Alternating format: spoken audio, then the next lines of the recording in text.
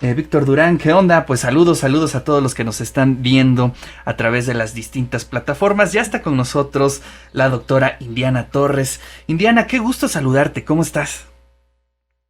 Hola Ricardo, buenas tardes, ¿cómo estás tú? Bien, pues encerrado como debe de ser.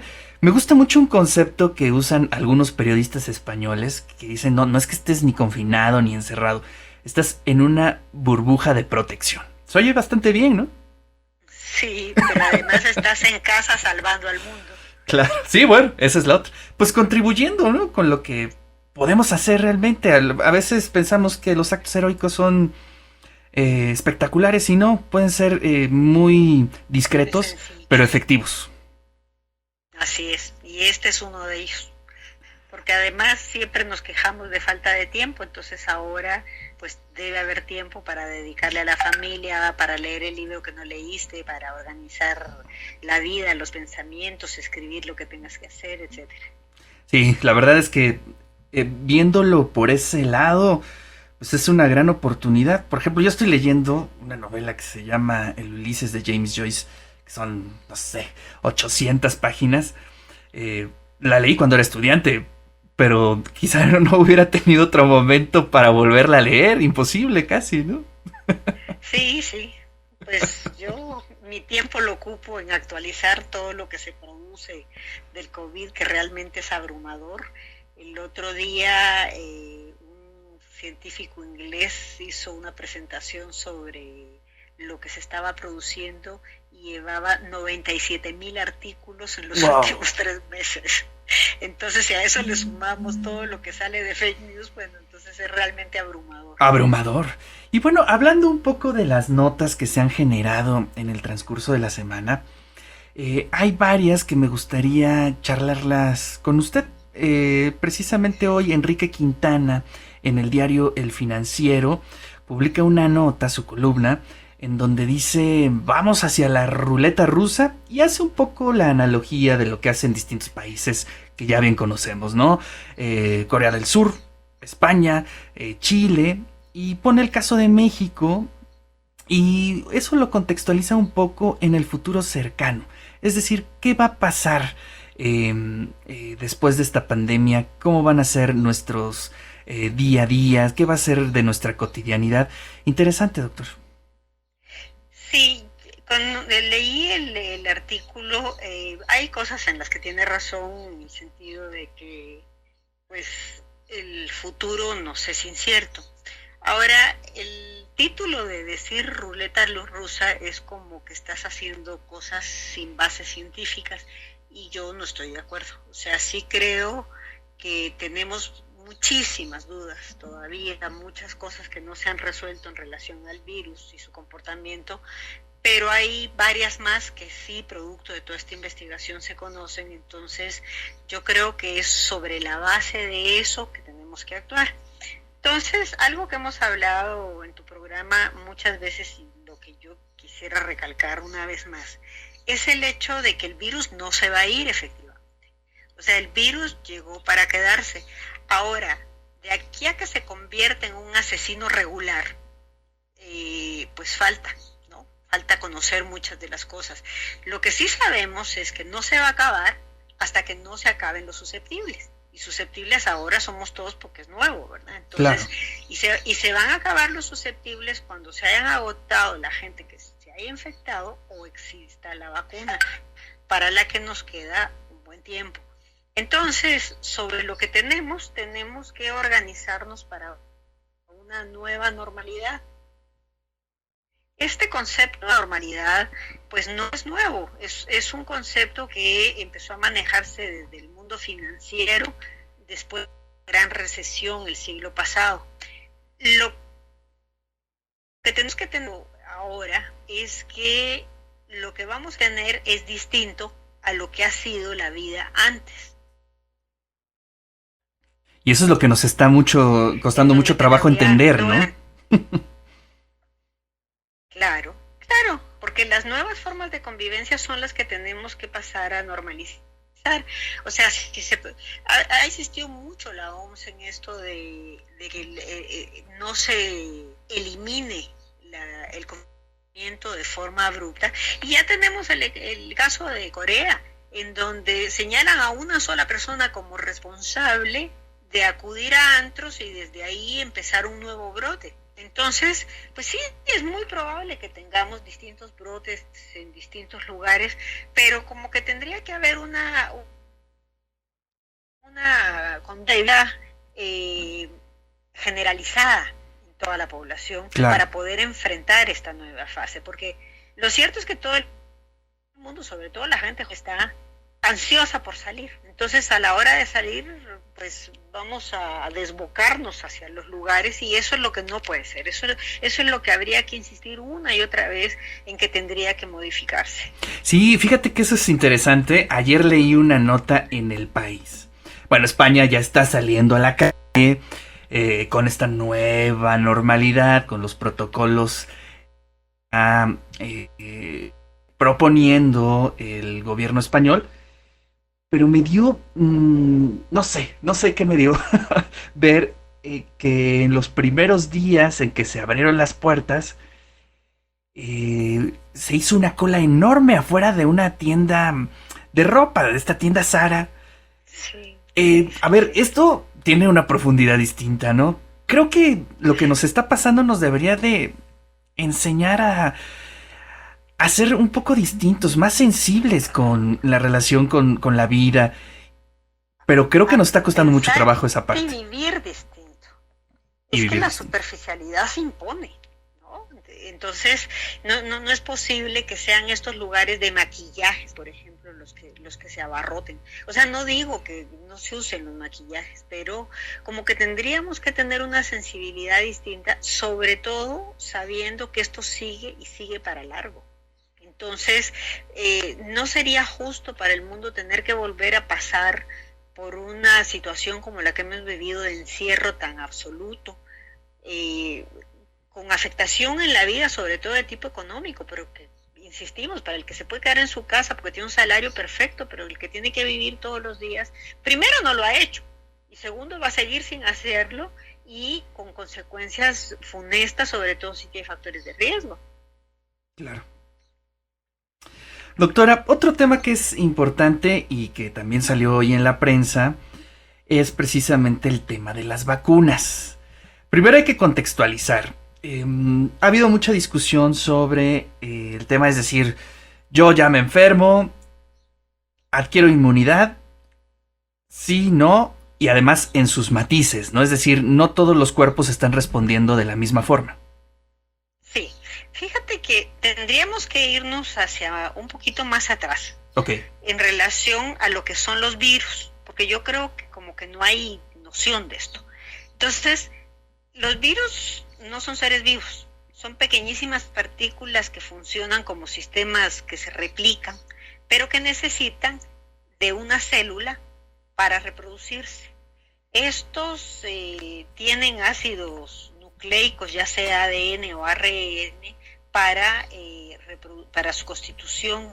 Para poder reproducirse tienen distintos ciclos, y las células que atacan también son distintas. Entonces, en general pensamos en los virus como los malos de la película, pero realmente los virus también nos sirven, porque detienen una serie de gérmenes también ellos mismos.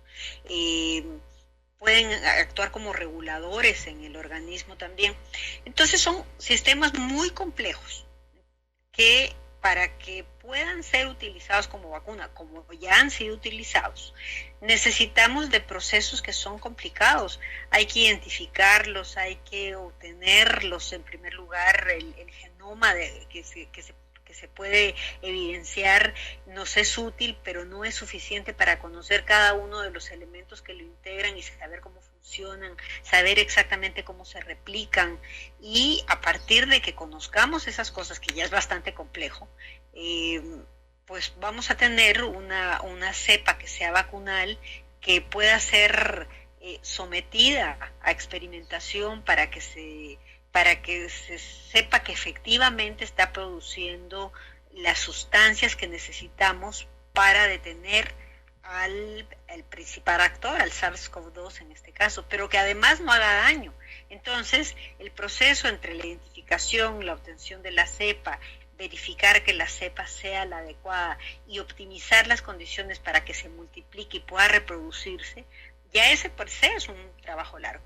Pero a partir de ahí pasamos a la utilización en los seres humanos, y en los seres humanos, bueno, esto es lo más difícil, tanto así que en este momento lo que la OMS ha estado reportando es que hay 89 vacunas que ya están en experimentación, pero solo 7 hasta este momento han sido aprobadas para el uso en humanos, porque primero se necesita con voluntarios, después necesitamos pasar a ver qué pasa con los daños que produce, cuál es la dosis que va a producir, el beneficio que queremos para aumentar la inmunidad. Entonces, esto de la inmunidad es otro de los temas que es importante, porque el virus nos ha planteado problemas. Sí se reportó en un primer momento que se desarrollaba inmunidad suficiente para no volver a reinfectarse, pero también han habido casos en donde la inmunidad producida no es lo suficientemente alta para que de forma inmediata pueda ser reconocido otra vez el virus y no infectarse. Entonces, lo que han reportado no son reinfecciones, sino que la misma persona produce una reactivación del mismo virus. Entonces, aquí hay situaciones que son importantes, porque el considerar que ya estamos libres de todo pecado, pues tiene que darse sobre la medición de los anticuerpos suficientes para que la enfermedad sea abatida. Entonces, esto lo vamos a desarrollar, por supuesto que se va a desarrollar la vacuna, se va a desarrollar la inmunidad. Muchos de los países como Suecia le han apuntado no a la inmunidad introducida artificialmente, que serían las vacunas, sino a la natural, porque se agoten los susceptibles. El problema es que esto ocasiona muertos, ¿no? Porque Claro. todos esos factores de riesgo que ocasionan la enfermedad grave están ahí. Entonces, pues la mayoría de los países del planeta optó por no hacer válida la economía, sino la defensa de la vida de esas personas que se podrían morir. Pero hasta que no tengamos eso, pues no podemos bajar la guardia. Entonces, esta nueva normalidad también tiene un componente inmunitario que es importante, ya sea natural o artificial, para el que tenemos que estar preparados. Así es, y bueno, creo que es importante también comentar que es un trabajo en donde están participando muchos países, es decir, creo que tampoco eso lo hemos documentado, y creo que nunca habíamos estado en un momento como este en donde todos se están sumando. Sí, sí. Mi esposo suele decir que estamos frente a una misma tormenta, pero en distintos barcos.